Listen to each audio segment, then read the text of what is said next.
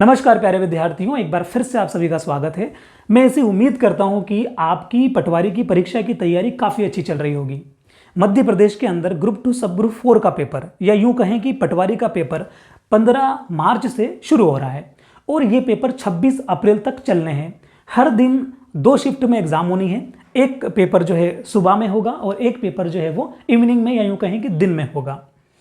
तो इन पेपर के लिए हमारी अभी की प्लानिंग क्या होनी चाहिए, मैं आपके साथ मेरे कुछ अनुभव हैं वो शेयर करना चाहता हूं कि जब मेरी एग्ज़ाम होती थी या जब मैं एग्ज़ाम की प्रिपरेशन करता था और जब मुझे ये पता लग जाता था कि मेरी एग्ज़ाम इस तारीख को होने वाली है और इतनी बजे होगी, जब मुझे ये 2 चीज़ें पता है होती थी तो उस टाइम में मेरी प्लानिंग क्या रखता था, वही प्लानिंग मैं आपके सामने शेयर करने वाला हूँ। देखिए, प्लानिंग जो है वो ऑनलाइन टेस्ट के ऊपर आधारित है कि अभी जितने भी महीने से हम तैयारी कर रहे हैं, कुछ बच्चे 1 साल से तैयारी कर रहे हैं, कुछ बच्चे 6 महीने से तैयारी कर रहे हैं, कुछ 3 महीने से तैयारी कर रहे हैं और कुछ बच्चे ऐसे भी हैं जिन्होंने एग्जाम का फॉर्म भरने के बाद तैयारी करना शुरू करी है। तो ये मैटर नहीं करता है कि आपने तैयारी करना कब से शुरू करी है, मैटर ये करता है कि अभी जैसे मान लेते हैं कि 15 मार्च को किसी की एग्जाम है तो 15 मार्च को सुबह वाली शिफ्ट में 9 बजे किसी का पेपर होने वाला है। उस बच्चे को क्या करना है, आपको आपके एग्जाम से लिंक करना है इन बातों को। तो 15 मार्च को किसी का पेपर सुबह 9 वाली शिफ्ट में है, जो 9 से 12 के बीच में उसका पेपर होगा। तो अब उसको क्या करना चाहिए, उसके पास सिर्फ 7 दिन है। अब 7 दिन में उसकी प्लानिंग कैसी हो, तो 7 दिन में सबसे पहले तो उसको क्या करना है कि अभी तक चाहे आपने 1 साल पहले तैयारी शुरू करी हो, चाहे आपने 3 महीने पहले तैयारी शुरू करी हो, आपको तैयारी करते करते कितना भी समय हो चुका हो वो जरूरी नहीं है। आपने जो भी पढ़ा है पहले तो उसको रिवाइज कर लीजिए अच्छे से, 1 बार 2 बार 3 बार 4 बार, जितनी बार आप रिवीजन कर सकते हो। मतलब कि जब तक आपके अंदर से ये बात ना आ जाए, जब तक आपके अंदर से डीप हार्ट से ये बात ना आ जाए कि यार अभी तक जो मैंने पढ़ रखा है ना वो तो मैं बिल्कुल नहीं भूलने वाला हूँ, अगर जब तक ये फीलिंग ना आए तब तक आपको रिवीजन करना है। नया कुछ सीखने की आवश्यकता अब नहीं बची है। इस रिवीजन के साथ साथ आपको क्या करना है वो समझना है। आपको रिवीजन के साथ साथ डेली एक टेस्ट लगाना है। क्या करना है, 4 हिस्सों में मैं आपको बातचीत समझाने वाला हूं आज जो भी बात करने वाले हैं।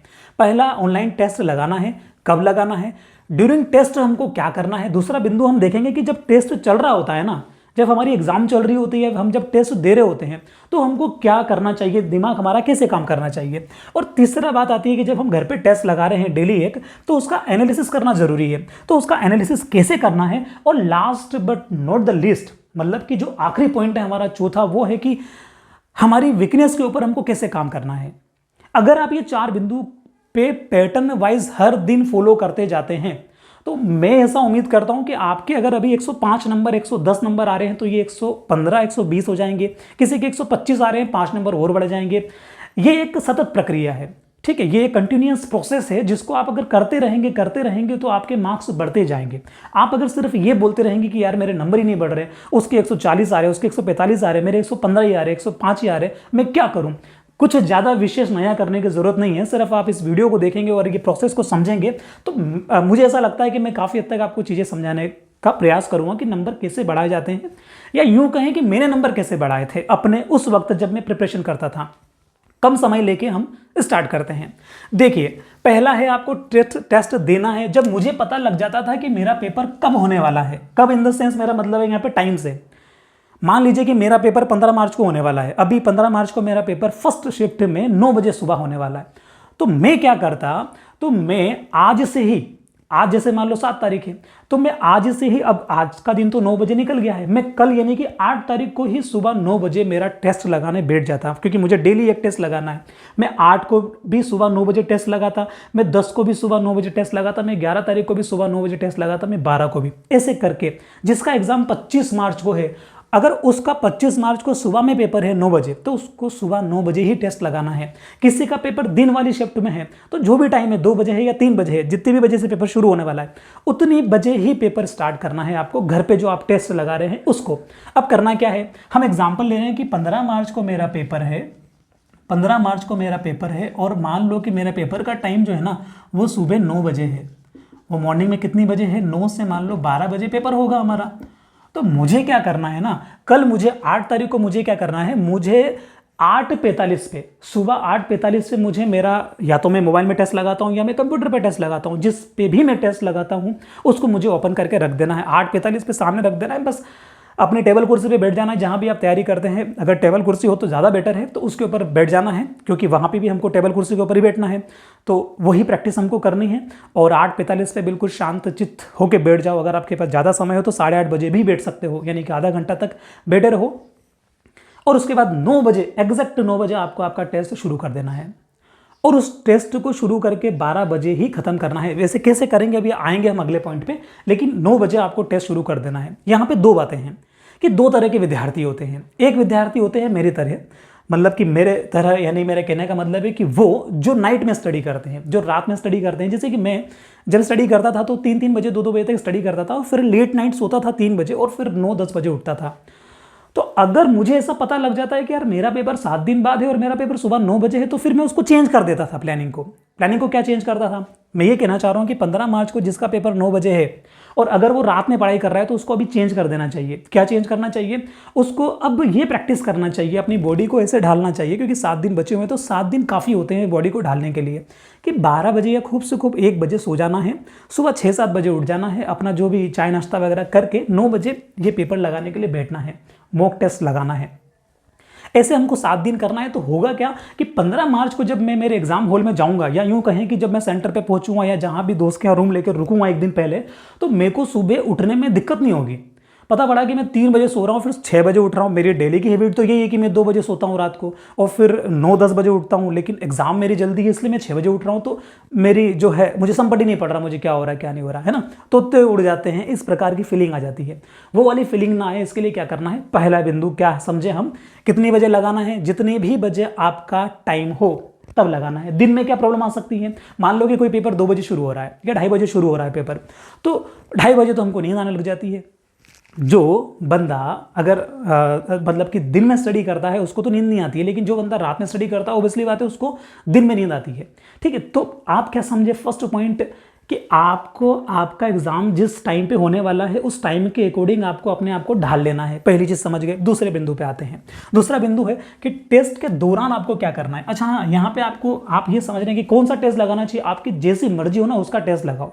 आप कहीं से भी परचेस कर लो, कोई आवश्यकता नहीं है कि आपको कोई विशेष टेस्ट परचेस करना है। जो सस्ता मिल रहा है उसको ले लो, या जो भी आपको अच्छा लगता है वो आप टेस्ट लो, लेकिन टेस्ट लगाओ जरूर।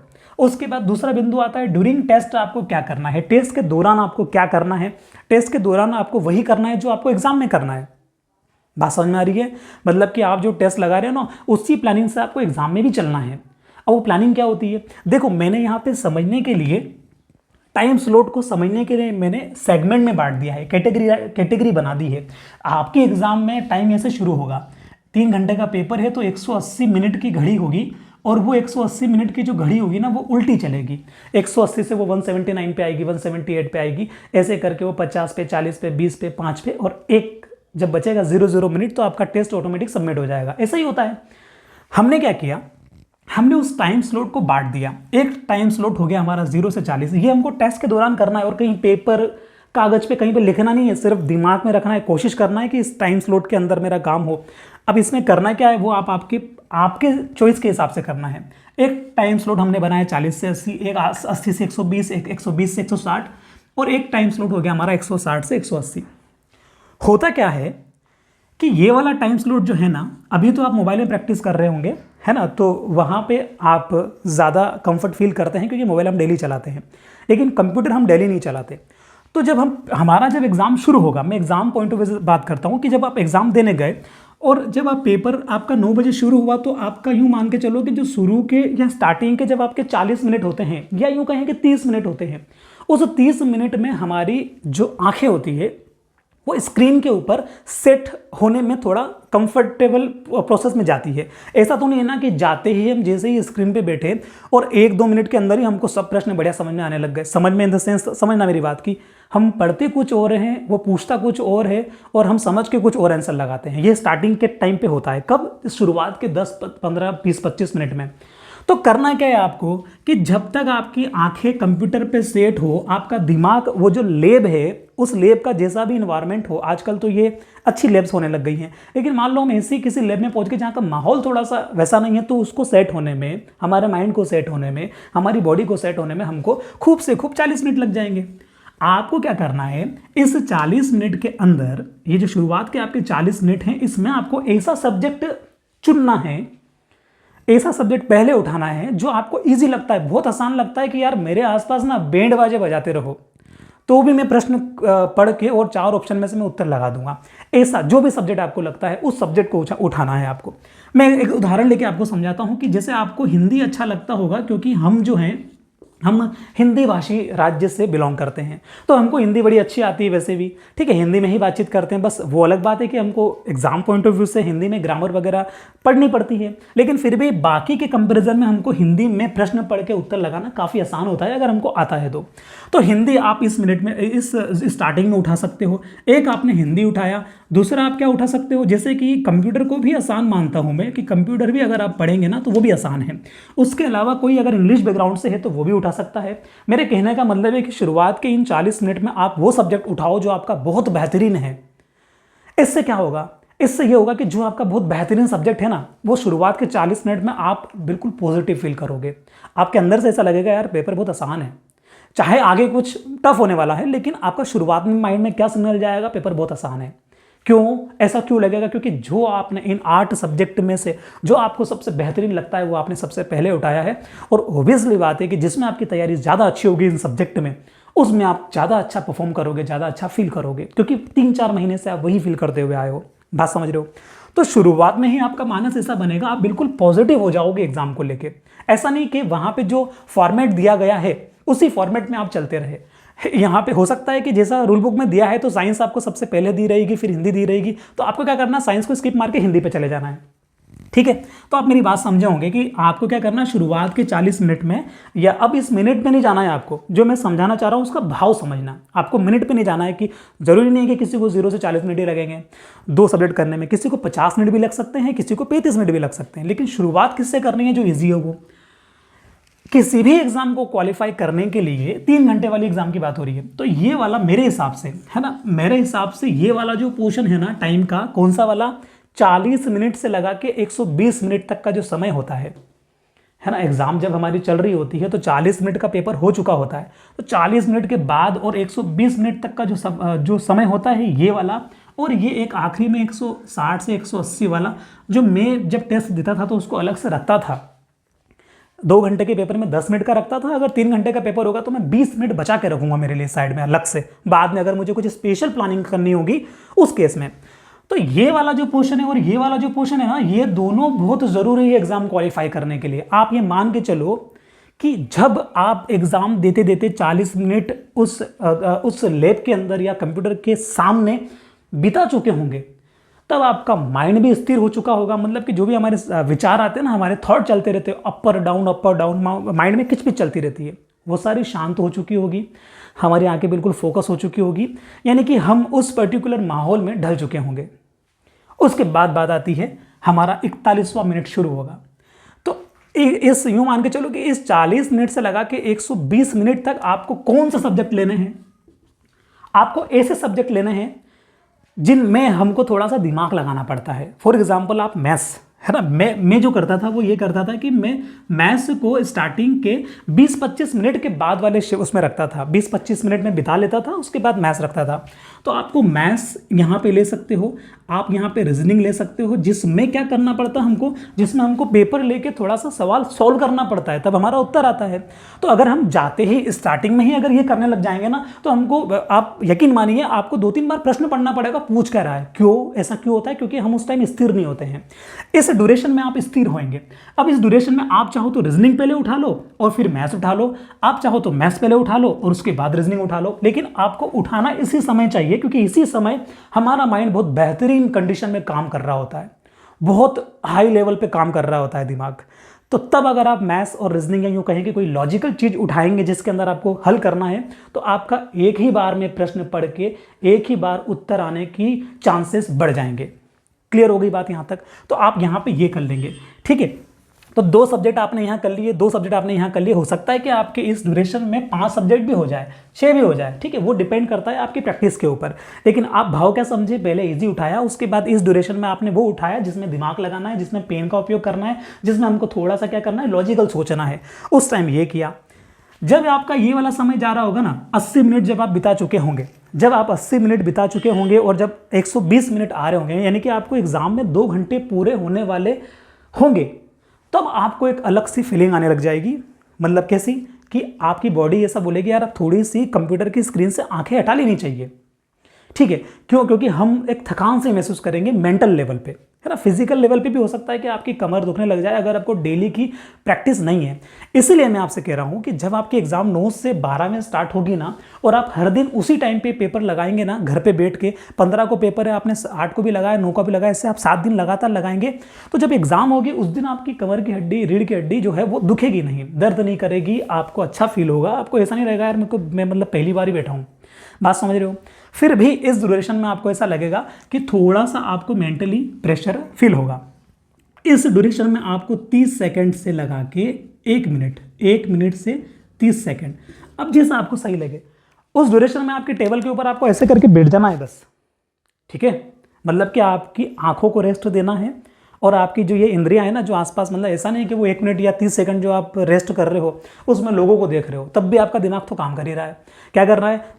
सिर्फ सिंपल ये करना है कि आपको टेबल के वहाँ पे ऐसे करके बैठ जाना है, आंखें बंद कर लेनी है, थोड़ा सा रेस्ट करना है, ज़्यादा नहीं, सिर्फ 30 सेकंड या 1 मिनट इतना आप रेस्ट करना है। और गहरी गहरी सांसें भी ले सकते हो, काम करती है वो कि आप क्या कर सकते हो कि एक डीप ब्रेथ कर सकते हो, जिससे फिर वापस से आप थोड़ी सी एनर्जी, थोड़ा सा अच्छा फील करेंगे, और फिर आपको काम पे लग जाना है। क्या काम पे लगना है? फिर आपका 120 ये जो समय रहेगा ना, ये वाला, इस समय में फिर आपको जो थोड़ी सी एनर्जी मिलेगी, और इस समय में आप बाकी जो सब्जेक्ट हैं आपके, साइंस हो सकता है, इंग्लिश हो सकता है, जीके हो सकता है, वॉटेवर जैसा भी आपका यहाँ से प्लानिंग चलेगी ना, वैसे आपके बाकी सब्जेक्ट उधर बच जाएंगे, उनको करना है। तो मैं आपको ये समझा पाया कि आपको स्टार्टिंग में इजी लेना है, फिर आपको लॉजिकल वाले लेना है, उसके बाद आपके जो बच रहे हैं इजी के अलावा जो आपको थोड़ा टफ लगते हैं वो आपने यहाँ लिए। अब आपके पास स्टार्टिंग के आपको क्या करना, आखिरी में आपको 20 मिनट रखना है। 20 मिनट अगर आप नहीं रख पा रहे हैं ना, तो आप कम से कम 10 मिनट तो रखना आखिरी में। ये किस लिए रखना है? ये हमको ये रखना है कि जब आप 160 मिनट तक, 160 मिनट यानी कि आप 2 घंटे 40 मिनट, 2 घंटे 40 मिनट तक आप पेपर दे चुके होंगे, उसके बाद आपको उस पेपर का नेचर समझ में आ जाएगा कि यार इस पेपर का कट ऑफ कितना जा रहा है, या ये इजी है कि टफ है, ये सारी चीज़ें आपको समझ में आ जाएगी। ठीक है, अब आपको करना क्या है, यहाँ पे इस 20 मिनट के अंदर आपको, मैं अगली प्लानिंग पे आता हूँ शुरुआत में ही, कि इस 20 मिनट में करना क्या होता है। इस 20 मिनट में क्या करना होता है कि मान लो कि आप जब मैथ्स सॉल्व कर रहे थे, आप पेपर के अंदर जब आप इस ड्यूरेशन में थे और जब आप मैथ सॉल्व कर रहे थे, तो आपके पास कंप्यूटर की ऐसी स्क्रीन रहती है जहाँ पे इस साइड, लेफ्ट हैंड साइड में ऊपर की तरफ प्रश्न लिखा रहता है, उसके बाद 4 ऑप्शन होते हैं, उसके बाद नीचे उन ऑप्शन को चुनने के लिए हमको कुछ ऑप्शंस होते हैं, जैसे कि सेव एंड नेक्स्ट होता है कि आपने ये प्रश्न पढ़ा, इस प्रश्न को पढ़ने के बाद ये 4 ऑप्शन दिए हैं ABCD, इनमें से आपको कोई एक सही लग रहा है, तो आपको जो भी सही लग रहा है उसको आपने टिक मार के या तो आप 7 नेक्स्ट करेंगे, या फिर आप क्लियर रिस्पॉन्स करेंगे कि नहीं यार वो नहीं, वो गलत है, तो ये वाला कर देता हूँ, ये सही है। इसके अलावा भी और ऑप्शन होते हैं। एक होता है मार्क एंड रिव्यू वाला ऑप्शन। इस ऑप्शन के ऊपर मैं बातचीत करने वाला हूँ आपसे कि आपको इस 20 मिनट में करना क्या है। जब आप पेपर दे रहे होते हैं, जब आप 0 से लगा के, जब आप पेपर शुरू हुआ आपका तब से लगा के 160 मिनट तक आपको ऐसे प्रश्न मिलते हैं जो आपको वहाँ पे पढ़ने के बाद ऐसा लगता है कि यार ये मुझे अभी फ़िलहाल नहीं आता है। मैं एक उदाहरण दे के समझाता हूँ। आप मैथ्स वाले सेगमेंट में गए, आपने प्रश्न नंबर 1 पढ़ा, इधर क्वेश्चन की प्लेट होती है, मान लो कि इस प्रकार की कैटेगरी वाइज आपको दिए रहेंगे वहाँ पे, तो 25 प्रश्न होंगे मैथ्स के। आप प्रश्न नंबर 1 पे गए तो ऐसा घेरा लगा रहेगा, यहाँ पे आपको प्रश्न नंबर 1 शो होगा, आपने प्रश्न नंबर 1 पढ़ा, उसका उत्तर लगाया मान लो A, और आपने उसको 7S करके आप आगे बढ़ गए, इसका कलर ग्रीन हो जाएगा। क्लियर हो गई बात? आप अब जब आगे बढ़े, 7 नेक्स्ट किया आपने, तो आपको दूसरे नंबर का प्रश्न दिखाई देगा, तो इस बार आपको इस खाली जगह में यहाँ पे नंबर 2 प्रश्न नजर आएगा। ये 2 प्रश्न जो है मैथ्स का प्रश्न है। आपने प्रश्न पढ़ा, प्रश्न बेलन के वक्र पृष्ठ का, बेलन के आयतन का, बेलन के क्षेत्रफल या उसका है, ठीक है, तो मतलब कि वक्र पृष्ठ के क्षेत्रफल का है। तो क्या होगा, अब आपको बेलन के वक्र पृष्ठ का क्षेत्रफल याद नहीं है, या फिर फॉर्मूला याद नहीं है, या उसका आयतन का फॉर्मूला याद नहीं है, तो क्या करेंगे? तो इस स्थिति में अगर आपने इसको सेव एंड नेक्स्ट किया, मतलब मैं कहना चाह रहा हूं कि आपके पास 4 ऑप्शन है, तुक्का तो आपको लगाना ही है क्योंकि माइनस मार्किंग है नहीं, तो आप तुक्का लगाएंगे। तो आपको मान लो ए सही लग रहा तो आपने ए पे टिक करके सेव एंड नेक्स्ट किया। सेव एंड नेक्स्ट करेंगे तो आपको तीसरे नंबर का प्रश्न यहाँ पे दिखने लग जाएगा। लेकिन 2 नंबर का जो प्रश्न है ना वो ग्रीन कलर में नजर आएगा। अब ग्रीन कलर में नजर आएगा तो क्या होगा, तो इससे आप सोच रहे होंगे इससे दिक्कत क्या है, सभी तो ग्रीन हो जाएंगे, मैं सबको जब क्लिक मार दूंगा तब। तो सभी जब ग्रीन हो जाएंगे और बाद में आपने जब इस 2 वाले प्रश्न में तुक्का मारा और कहीं ऐसा हुआ कि आपको फॉर्मूला याद आ गया, ठीक है, स्टार्टिंग एट द लास्ट की बात कर रहा हूं। अब मैं मैथ्स आपने कर ली इस ड्यूरेशन में, आपने सभी को सेव एंड नेक्स्ट दबाया और सभी को जब आपने सेव एंड नेक्स्ट किया तो सभी ग्रीन सिग्नल हो गए, सारे के सारे ग्रीन नजर आ रहे हैं। अब आप इस टाइम में हैं कि आपके पास 20 मिनट बच रहे हैं। अब आप ये सोच रहे हैं कि मैं कुछ ऐसे प्रश्न ढूंढता हूं जिनको मैंने तुक्का मारा था, अब मेरे को उनको सही करना है। अब आप जब मैथ्स में जाएंगे ना, बेलन वाला प्रश्न ढूंढेंगे तो आपको मिलेगा नहीं। क्यों नहीं मिलेगा, कारण है उसका कि जब हम 200 प्रश्नों की एग्जाम देते हैं तो आपको इतना याद नहीं रहेगा कि यार बेलन वाला जो प्रश्न था ना वो 2 नंबर पे था, तो आप डायरेक्ट 2 पे तो जा नहीं पाएंगे। तो मैं ये कहना चाह रहा हूं कि अगर आप इस दूसरे नंबर के प्रश्न में जो कि बेलन का था, इसमें जब आप ए नंबर का ये ऑप्शन टिक करें और सेव एंड नेक्स्ट के बजाय अगर मार्क एंड रिव्यू करेंगे, मार्क एंड रिव्यू वाला बटन दबाएंगे, तो ये प्रश्न का उत्तर तो सेव हो जाएगा, लेकिन इस 2 नंबर पे जो कलर है ना वो कलर आपको चेंज दिखेगा। वो कलर आपको वहां पर हो सकता है कि आपको वहां पे वो थोड़ा सा बैंगनी कलर दिखे, हो सकता है कि आपको ब्लू दिखे, ऐसे आपको दिखेगा। आप मेरी बात अब समझेंगे कि जैसे आपने ये 25 प्रश्न मैथ्स के किए, इसमें आपने मार्क एंड रिव्यू कहाँ कहाँ किया, आपने मार्क एंड रिव्यू मान लो आपने इतने प्रश्नों में मार्क एंड रिव्यू किया है। बात समझे मेरी, कितने प्रश्न हो गए, एक दूसरे नंबर का प्रश्न है, एक 10वें नंबर का प्रश्न है, 13वें का, 17वें का, 22वें का, 24वें का, ये जो नंबर के प्रश्न है कुल मिला के 6 प्रश्न ऐसे हैं जो आपने मार्क एंड रिव्यू किए हैं। अब मार्क एंड रिव्यू का मतलब क्या है, अगर आपका टाइम खत्म हो गया और आप इन प्रश्नों पर दोबारा नहीं जा पाए तो यही आपके उत्तर मान लिए जाएंगे, कोई बुरा नहीं है हमारे लिए, कोई दिक्कत नहीं है। लेकिन अगर आपके पास टाइम बच रहा है तो अब क्या होगा, जब आप मैथ्स के अंदर दोबारा जाएंगे इन 20 मिनट में, ये तो कब की बात है जब आप यहाँ पेपर सॉल्व कर रहे थे, अब पेपर आपने सभी पे क्लिक कर दिया है और आप कुछ और कर रहे थे, अब आपके पास 20 मिनट बच रहे हैं। अब आप क्या करेंगे, जब मैथ्स के ऊपर क्लिक करेंगे तो ऐसा पोर्शन खुल जाएगा, आपको क्वेश्चन प्लेट पे देखना है कि वो प्रश्न कौन से हैं। यहाँ पे आपको कैटेगराइज दिखेगी कि यार दूसरा प्रश्न है जो मैंने मार्क एंड रिव्यू किया है, फिर आप 2 प्रश्न पे जाके अगर आपको फॉर्मूला याद है बेलन वाला वगैरह जो भी था तो आप उसको हल करके उसका उत्तर लगा देंगे, सेव एंड नेक्स्ट कर देंगे, तो आपका ये वाला ग्रीन हो जाएगा। उसके बाद क्या होगा, आपको ढूंढना नहीं पड़ेगा, 10वें नंबर का प्रश्न आप डायरेक्ट क्लिक करेंगे, मतलब ऐसा नहीं करना पड़ेगा कि 2 के बाद आप आगे बढ़ रहे हैं फिर 3 को चेक कर रहे हैं कि यही वो प्रश्न था क्या, 4 को चेक कर रहे हैं कि यार यही वाला वो प्रश्न था क्या। होता क्या है कि इस ऑप्शन का उपयोग करने से क्या होता है, इस प्लेट के अंदर कलर चेंज हो जाता है, कलर चेंज हो जाता है तो हमको आसानी होती है उन प्रश्नों को ढूंढने में जिनको हमने तुक्का मारा है। बात समझ में आई। तो इससे क्या होगा, इससे हमारा समय बचेगा, इससे ये 20 मिनट हमारे खाली नहीं जाएंगे, इसका उपयोग हो पाएगा।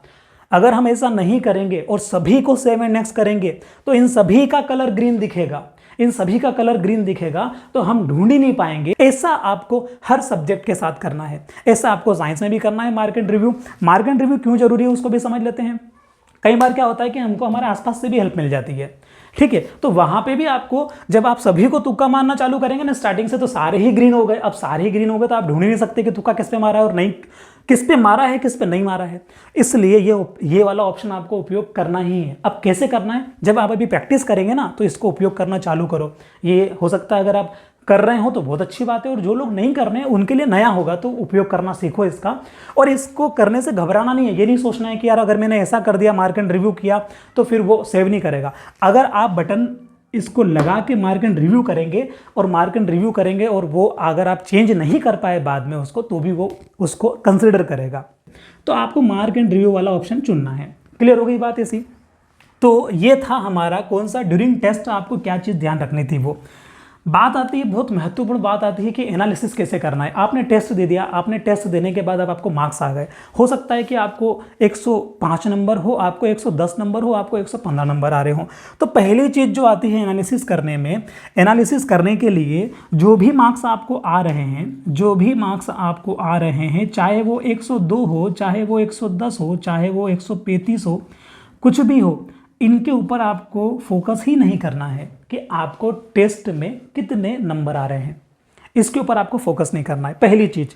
जो भी आपके मार्क्स आ रहे हैं उनके ऊपर फोकस नहीं करना है, उससे घबराना नहीं है, डरना नहीं है कि मेरे मार्क्स कम आ रहे हैं, पहली चीज़ होगी। दूसरी चीज़, जो भी आपकी रैंक आ रही है ना, उसको भी आपको फोकस नहीं करना है। मान लो रैंक आ रही है आपकी, किसी की रैंक आ रही है 7,000 रैंक आई है 50,000 में से। कोई टेस्ट आपने दिया, 50,000 लोगों ने उस टेस्ट को दिया, 50,000 में से आपकी रैंक 7,000 है, 15,000 है, 20,000 है, 25,000 है, 4,000 है, 200 है, डजेंट मैटर, उस पे भी आपको फोकस नहीं करना है, रैंकिंग पे भी आपको फोकस नहीं करना है। प्रश्न ये उठता है कि अगर मेरे जो मार्क्स आ रहे उस पे मैं फोकस ना करूं, रैंकिंग पे मैं फोकस ना करूं, तो फिर काय पे करूं? आपको फोकस करना है औसत अंक पे, एवरेज मार्क्स पे। काय पे फोकस करना है आपको फोकस करना है एवरेज मार्क्स पे। एवरेज मार्क्स मेरे कहने का मतलब यह है कि कोई टेस्ट आपने दिया, कोई भी टेस्ट आपने दिया, आपको उस टेस्ट के अंदर मान लीजिए कि आपको उस टेस्ट में 116 नंबर मिले, 200 में से आपको 116 नंबर मिले, आपके 116 नंबर आए, और अब आपको क्या करना है, आपको ये दोनों चीज़ें नहीं देखनी है, आपको देखना है कि ये जो टेस्ट मैंने दिया है इसमें एवरेज मार्क्स कितने हैं। इस टेस्ट में बाकी लोगों ने जो दिया है उनका एवरेज निकल के एवरेज मार्क्स आपको दिए रहेंगे एनालिसिस जब करोगे तब उसमें। तो मान लो कि एवरेज मार्क्स इस पर्टिकुलर टेस्ट में 110 है, तो आपको यह सोचना है कि यार मैं औसत जो बच्चा है, इस टेस्ट को देने वाला जो औसत विद्यार्थी के जो मार्क्स हैं उससे मेरे 6 नंबर ज़्यादा हैं। अगर आपके 116 नंबर है, आपको नहीं घबराना है। आपके 115 नंबर है, आप बिल्कुल सही ट्रैक पे हो। अगर आपके 120 नंबर है, आप बहुत ही बड़ा ट्रैक पे हो। समझ रहे हो मेरी बात को? अगर आपके 110 नंबर ना हो के आपके 105 नंबर ही हैं, उस स्थिति में आपको थोड़ा सा घबराना है। क्या घबराना है कि यार ये टेस्ट दिया है, बाकी लोगों ने भी टेस्ट दिया है, और एवरेज नंबर जो है, एवरेज मार्क्स जो है वो 110 है और मेरे 105 आए हैं। इसका मतलब मैं औसत विद्यार्थियों से 5 नंबर पीछे हूं। तो अभी तो मुझे इन 5 नंबर को लाने का प्रयास करना है ताकि मैं एवरेज में आ पाऊं, और एवरेज में आने के बाद फिर वो अगली स्टेप आती है, कौन सी वाली, कि मैं एवरेज विद्यार्थी से जंप मार के ऊपर चला जाऊं मेरिट विद्यार्थी में। क्लियर हो रही है बात? तो ये एक प्रोसेस है, काई की प्रोसेस, समझने की प्रोसेस है। तो आपको कहाँ फोकस करना है? औसत, उस पर्टिकुलर टेस्ट का, जो भी टेस्ट आप दे रहे हो उस टेस्ट का एवरेज मार्क्स कितना है, आपका मार्क्स कितना है, इसका कंपैरिजन करना है और कुछ नहीं। पहली चीज ये हो गया। बात आती है, ये हुआ कौन सा वाला कि हमको पॉजिटिव फील होना है कि नहीं होना है। कई बार क्या होता है कि बंदा 116 नंबर ले आता है जबकि औसत मार्क 110 होता है, तब भी वो खुश नहीं होता है क्योंकि उसके दोस्त के नंबर 132 होते हैं या उसके दोस्त के मार्क्स 145 होते हैं, तो वो दुखी होता है। तो दुखी होने की जरूरत नहीं है भैया, आप 6 नंबर ज़्यादा हो एवरेज मार्क्स से। अब वो अलग बात है कि 132 जो ला रहा है उससे आप पूछो कि वो कैसे ला रहा है, या तो वहाँ से हेल्प मिलेगी या फिर कैसे हेल्प मिलेगी वो देखते हैं। इस चीज़ को आप बड़े ध्यान से समझना। मतलब मैं ये कहूँ कि अगर इस वीडियो का पूरा सार जो है ना वो यही है कि आपने क्या किया, इसको आप बड़े आराम से समझना कि आपको वीकनेस पे काम कैसे करना है। उससे पहले बात आती है कि वीकनेस ढूंढना। वीकनेस कैसे ढूंढना है? आपने टेस्ट दिया, आपने आज कोई टेस्ट दिया, आपने आज कोई टेस्ट दिया, उसमें आपके मार्क्स आए, ठीक है, आपने देख लिया थोड़ा सा। उसके बाद आपको क्या करना है, कहाँ जाना है? आपको जाना है कि आपके इनकरेक्ट क्वेश्चन कौन से हैं, आपके इनकरेक्ट क्वेश्चन कौन से हैं, आपके गलत क्वेश्चन कौन से हो गए। ये ऐसी स्थिति में करना है कि आप तुक्का नहीं लगा रहे हो, क्योंकि मान लो कोई तुक्का आपका सही हो गया तो वो करेक्ट में चला जाएगा, और वो करेक्ट में चला जाएगा तो आप उसके ऊपर फोकस ही नहीं करेंगे, है ना। तो आप वो भी ध्यान रखना। आपको कहाँ जाना है? आपको इनकरेक्ट वाले में जाना है कि आपके गलत कौन कौन से हो गए हैं। मैं एक सब्जेक्ट का एग्जाम्पल लेके बता रहा हूँ, फिर आपको बाकी अपने अकॉर्डिंग कर लेना है। मान लो कि मैथ्स का आप देख रहे हैं कि मैथ्स का आप एनालिसिस कर रहे हैं, और मैथ्स के क्वेश्चन में जाके जब आपने टेस्ट खत्म कर दिया उसके बाद आप इनकरेक्ट क्वेश्चन में गए कि कौन कौन से क्वेश्चन इनकरेक्ट हो गए हैं, तो आपको समझ में आया कि यार मेरा दूसरा नंबर का क्वेश्चन जो था वो गलत हो गया, मेरा 7वां नंबर का क्वेश्चन जो था वो गलत हो गया, मेरा 9वां नंबर का क्वेश्चन था वो गलत हो गया, मेरा 16 नंबर का क्वेश्चन गलत हो गया, मेरा 15वें नंबर का क्वेश्चन गलत हो गया। ऐसे करके आपको गलत प्रश्न मिल जाएंगे इनकरेक्ट में। आपको क्या करना है कि ये दूसरे नंबर का जो प्रश्न है ये कौन सा टॉपिक का है, तो ऐसा मान लेते हैं कि ये दूसरे नंबर का जो गलत हुआ है ना, ये मान लो कि माध्य वो माध्यिका विचलन वाला जो टॉपिक है ना हमारा, माध्यिका विचलन, इस टॉपिक वाला जो प्रश्न था दूसरे नंबर का वो मेरा गलत हो गया है। आप जब 7वें नंबर पे चेक करने गए तो आपको समझ में आया कि यार 7वें नंबर का जो प्रश्न था ना ये कार्य और समय वाले टॉपिक से था, और ये भी मेरा गलत हुआ है। फिर आपको समझ में आया कि एक नाव और धारा वाला प्रश्न था 9वें नंबर का, वो भी मेरा गलत हुआ है। ऐसे करके आप क्या करेंगे, टॉपिक के नाम लिख देंगे। ऐसा आपको रीजनिंग में भी करना है, साइंस में भी करना है, जीके में भी करना, सब में ऐसा करना है। तो जब आपने ये अभी आपने टेस्ट नंबर 1 ही दिया है, तो आपको क्या समझ में आया? आपको यह समझ में आया कि मैथ्स के अंदर माध्यम, अब यहाँ पे दो कंडीशन हो सकती है। देखो मेरे दिमाग में यहाँ पे दो कंडीशन आ रही है। एक कंडीशन तो ये हो सकती है कि माध्य माध्यिका वाला चैप्टर जो है, जो आपका प्रश्न नंबर 2 गलत हुआ है, तो माध्य माध्यिका वाला चैप्टर आप पढ़ चुके हैं। कंडीशन नंबर फर्स्ट, या तो आप चैप्टर पढ़ चुके हैं और उसके बाद भी दूसरे नंबर का जो प्रश्न था वो गलत हो गया है। कंडीशन नंबर फर्स्ट ये होती है। इसमें कंडीशन नंबर दूसरी ये हो सकती है कि माध्य माध्यिका वाला चैप्टर आपने पढ़ा ही नहीं है। तो जब आपने अगर चैप्टर पढ़ा ही नहीं है तब कोई दिक्कत नहीं है, तब क्या है कि आपको माध्य माध्यिका वाला चैप्टर पढ़ना है, मतलब कि ये आपकी वीकनेस में आ गया है। कौन सा वाला चैप्टर? माध्य माध्यिका वाला जो आपका चैप्टर है मैथ्स के अंदर, वो आपकी वीकनेस में आ गया है। वीकनेस में कैसे आया कि आप इसको नहीं कर पाए, आपका गलत हो गया है। अब उस स्थिति में क्या करना है कि आपने माध्य माध्यिका का चैप्टर पढ़ रखा है लेकिन फिर भी ये वाला प्रश्न गलत हो गया है।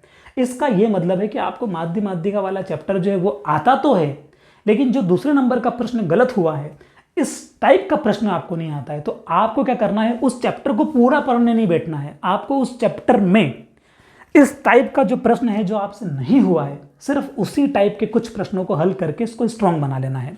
तो फिर आपको उस केस में पूरा चैप्टर वीकनेस में नहीं जाएगा। जब आपने माध्य माध्यिका पहले पढ़ा है तो सिर्फ क्या जाएगा, वो टाइप जाएगा जो आपसे नहीं बना। ऐसे ही कार्य समय आपका इधर आ जाएगा अगर आपने नहीं पढ़ा है। मेरे कहने का मतलब है आपने टेस्ट 1 में क्या किया, ये किया। एज इट इज़ जब आप अगले दिन बैठे टेस्ट 2 देने, तो उसमें भी आपको रैंक पे फोकस नहीं करना है, मार्क्स पे फोकस नहीं करना है, सिर्फ एवरेज मार्क्स पे फोकस करना है। एवरेज मार्क्स पे फोकस करने के बाद आपको कहाँ आना है, आपको एनालिसिस पे आना है। यहाँ पे दोबारा से आपको इनकरेक्ट पे जाना है। इनकरेक्ट पे जाएंगे आप और फिर आप पाएंगे कि यार इस बार मेरा सही गलत हो गया है।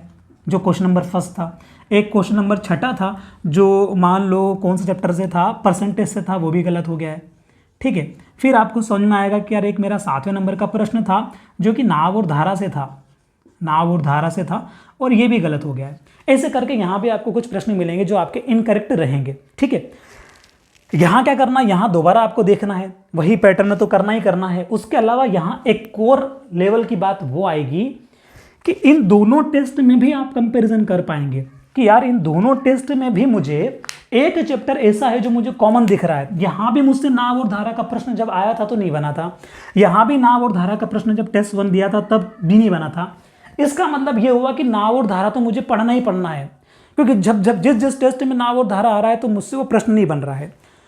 इस प्रकार से जब आप एनालिसिस करेंगे, ये तो कुछ हिस्सा मैंने आपको बताया है एनालिसिस करने का, ऐसे बहुत सारे हिस्से होते हैं कि किसी प्रश्न को बनाने में आपने कितना समय लिया, बाकी लोगों ने कितना समय लिया, वो सारी वो डिटेल वाली बातें हैं। तो ज़रूरत लगी तो उनको भी करेंगे, लेकिन फिलहाल ये वीडियो इसलिए था कि आपको टेस्ट के दौरान कैसे एनालिसिस करना है, क्योंकि जब आप एनालिसिस करके अपनी वीकनेस के ऊपर काम करेंगे तभी आपके नंबर बढ़ सकते हैं टेस्ट में।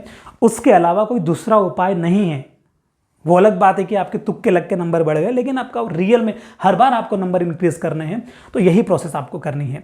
ठीक है, मैं उम्मीद करता हूं कि आपको पूरा वीडियो समझ में आया होगा। मैं इसको एक लाइन में समअप करूं तो सिर्फ ये कि आप आज से ही टेस्ट देना चालू कर दीजिए। जो लोग ये सोच रहे हैं कि मेरा सारा सिलेबस कंप्लीट हो जाएगा उसके बाद मैं टेस्ट दूंगा, तो वो एक गलत अप्रोच है। आपका जितना भी अभी तक आपका हो चुका है, आप टेस्ट हर दिन एक दें। और सबसे बड़ी बात, किस समय देंगे? जिस समय आपकी एग्जाम में जो टाइम है आपका, उसी समय आपको टेस्ट देना है। दिन में अगर आपका टाइम है तो दिन में देना है, अगर आपका सुबह वाली शिफ्ट में पेपर है तो आपको सुबह में देना है। हम मिलेंगे अगले वीडियो में, तब तक के लिए थैंक यू सो मच।